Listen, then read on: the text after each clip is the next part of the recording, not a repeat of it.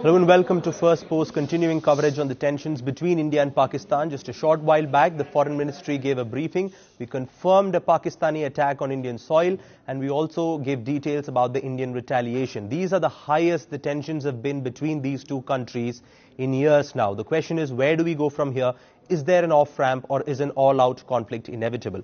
Let's try to answer these questions. And joining me right now is Mr. Navdeep Suri, who is the former ambassador of India to the UAE and Egypt. Thank you so much, sir, for joining us on First Post.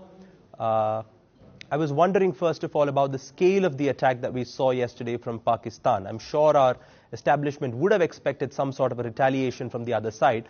But looking at the scale of this attack, do you think it was an excessive one, or do you think it would have been within the red lines of the Indian establishment? Well, Pratik, we saw firsthand. I'm based in Amritsar, and we saw firsthand what happened last night at 9 p.m. When there was a combination of attacks in the direction of the airport and the cantonment. We saw it again at 1 o'clock last night and then 5 o'clock this morning.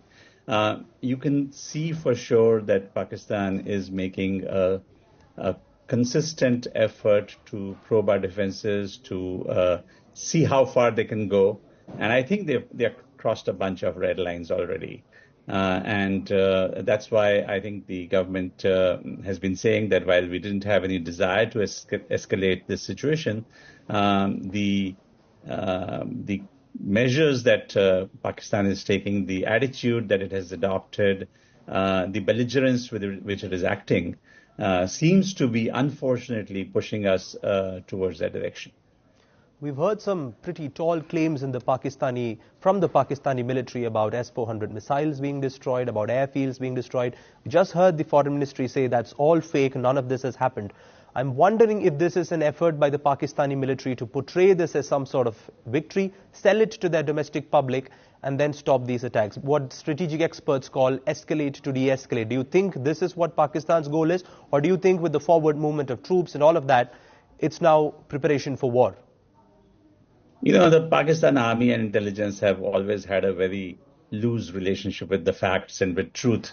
And it's something that we've seen, not now, but consistently over a period of time. As a youngster in the 1971 war, I remember tall claims about troops on the verge of taking New Delhi and so on. So it's something that we're very familiar with. And I think whatever comes out of Rawalpindi at this stage should be taken with a very large spoon of salt, both by the public and by our media.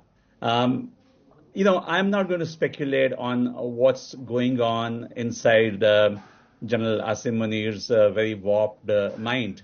Is he ideologically driven? Is he tactically driven? What is he trying to achieve in a country as impoverished as Pakistan is and the kind of dire economic situation it is facing? I think if it were a democracy, his own people would have probably urged him or counseled him some restraint and saying you're heading down a suicidal path. But I don't think it's a country which has a lot of checks and balances in its system. And so you're seeing it hurtling towards the abyss without a break. That seems to be the whole point of this Pakistani escalation, to consolidate the grip that the army already has on Pakistan. Do you think this particular gamble by General Asim Munir, a dangerous and risky gamble, risks his position, or do you see the country rallying behind him and basically giving him exactly what he wants, which is more control and more grip on the country? Look, generals trying to fire up a patriotic sentiment in pursuit of their twisted dreams is nothing new. And we are seeing that playbook being played once again in Rawalpindi, unfortunately. But I'm just hoping that within the Pakistani establishment, there will be saner voices that can counsel some restraint upon him. I don't have much hope from the political establishment there, but maybe there are some sensible generals, some sensible corps commanders who can counsel some restraint on him, because surely there will be enough people over there who see that they are entering towards a very dangerous path. As these tensions rise, we are going to see world capitals getting more nervous about the situation. We heard the United States first say that this is not our war and we won't interfere. But then this morning, the US Secretary of State spoke to the general, Asim Munir, instead of the civilian establishment, clearly suggesting that they want the situation to de-escalate now. We heard the same statement from the White House. Do you see the world powers, especially the United States, try to get more involved and trying to get more sides to de-escalate now that things are virtually on the verge of a full-blown conflict? Look, I think the U.S. has much less leverage than it used to, and I think Marco Rubio called, not in his capacity as Secretary of State, but perhaps in his concurrent capacity as the National Security Advisor as well. That's why he spoke with General Munir. I believe that the only country that has serious leverage is China. It's anybody's guess whether China is willing to use the leverage that it has. I think the Saudis and to a degree the Emiratis have some influence over Pakistan simply because Pakistan is financially so beholden to them. We are aware that Saudi Minister of State for Foreign Affairs, Adil Jubair, was in Delhi and was in Islamabad. But whether his words are having some impact remains to be seen. You were ambassador to the United Arab Emirates before, and so I do have to ask you about the role of the Gulf states. You mentioned that the Saudi foreign minister was there. Over the years, we've seen the Arab world shift from Pakistan and closer towards India, considering India's massive economic size and the amount of oil, for example, that we buy from the Arab states. Do you think that that has sort of reduced the influence and the depth that the Arab states have in Pakistan when it comes to forcing them to de-escalate? Or do you think they still can just cut off that checkbook and ask them to de-escalate? I think, look, one of the highlights of my diplomatic career over 36 years was my assignment in Abu Dhabi and seeing the change in attitude in the Gulf towards India, but even towards Pakistan. I think you have to understand what is happening in these countries. Post 9/11, there was a feeling, there was a recognition that radicalization or extremism or militant Islam is a threat to everybody. And so these countries started taking a very proactive position.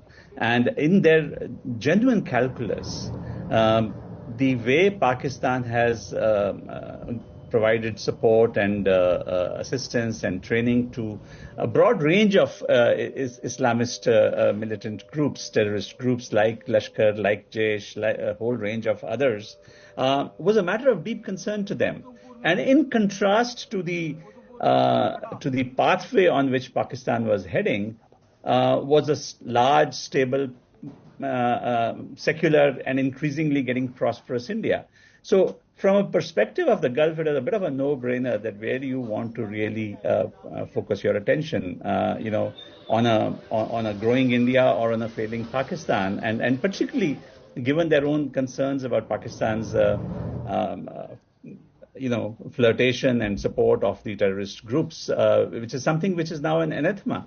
I mean, please remember that, both Saudi Arabia and UAE have a zero tolerance policy on terrorism. They have both even proscribed the Muslim Brotherhood as a terrorist organization. So there is no quarter given to that kind of an ideology anymore. And so what you see is perhaps there was a time that Pakistan could take for granted the support of some of the countries in the Gulf when it came to a conflict with India. I think those days are far gone. We saw this in evidence at the time that we abrogated Article 370. There was hardly any support that Pakistan was able to mobilize from the Gulf, and we are seeing it now as well. I think, there's been a decisive shift in policy in the Gulf, and Pakistan will realize sooner or later that those old tactics can't work, and it stands isolated, even in countries which it thought were part of its ummah. Yeah, you're right, and we can only hope that these former partners and allies of Pakistan, as well as other major powers, can prevail on them to see the logic and common sense simply.